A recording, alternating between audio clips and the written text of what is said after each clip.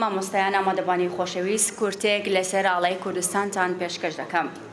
ئاڵای کوردستان یەکەم جار لە ساڵی 1990 بەم شێوازەی کە ئێستا هەیە دیزاین کراوە لەلایەن زۆرێک لە دەوڵەت و ئیمارەتە کوردیەکان بەکار هاتووە و لەلایەن دەستەی کۆمەڵایەتی کوردستانەوە لە ساڵی 1920 دانی پێدانراوە. میلەتی کورد ئەم ئاڵایە بەهێمایی شکۆی نەتەوەی خۆی دەزانێت. مستەفا پاشایە موڵکی کێکێک بووە لە دامەزرێنرانی ئەو دەستەیە بڕیاری بە فەرمی ناساندنی ئاڵای کوردستانی پەسەند کردووە و داوای لە شێخ مەحموودی بەرزنجی کردووە ئەو ئاڵایە لە دەوڵەتە تازەکەیدا کە لە ساڵی 1922 دایمەزراندبوو وەک ئاڵای دەوڵەتی کوردی بەرزی بکاتەوە. کورد وەک نەتەوەیەکی زیندوی ڕۆژهەڵاتی ناوەڕاست زیاتر لە 7,000 ساڵە لەسەر زێدی باو و باپیرانی ژیان بەڕێدەکا و چەندین دەوڵەت و ئیماراتی دامەزراندووە. لەمانەش میتانیە و هۆری و سوباری و کاردۆکی و میدیایی و ئیماراتی وەک بۆتان لە جزیرە و ئیماراتی بابان لە سلێمانی و ئەردەڵان و سۆران و هەتا دوایی. هەریەک لەم دەوڵەت و ئیماراتانە بیریان لە دروستکردنی ئاڵا کردوتەوە تاکو لەگەڵ نەتەوەکانی دیکە جیا بکرێتەوە.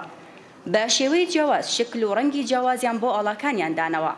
بەڵام ئەوەی لە ساڵی 1990 لەلایەن دەستەی کۆمەڵایەتی کوردیەوە دانی پێنراوە تا ئەمڕۆژ هەر ئەم ئاڵەیە کە لە هەر چوار پارچەکانی کوردستان بەکاردێت و بە خوێن پارێزگاری لێ دەکرێت. و لە مەهاباد لە ساڵی 1946 لە سەردەمی کۆماری کوردستان مەهاباد ئەم ئاڵایە لە سەردەم و دەستگا وەزارەتیەکان شەکاوەتەوە. شانی باسە بارزانی نەمە ڕۆڵێکی کاریگەری هەبوو لە گەیشتنی کوردانی ڕۆژهەڵات بە ئاواتی خۆیان و دامەزراندنی کۆماری کوردستان. هەر لەو ڕۆژگارەدا نازناوەی ژەنڕاڵی پێبەخشرا وەک سەرکردە و پێشمەرگەیەکی جەربەزە و لێهاتووی کۆماری مەهاباد. ئەم خاکە جوانە بۆ من ژیانە ڕوح و جانم بە فیدای کوردستانە چاوی هەمووانە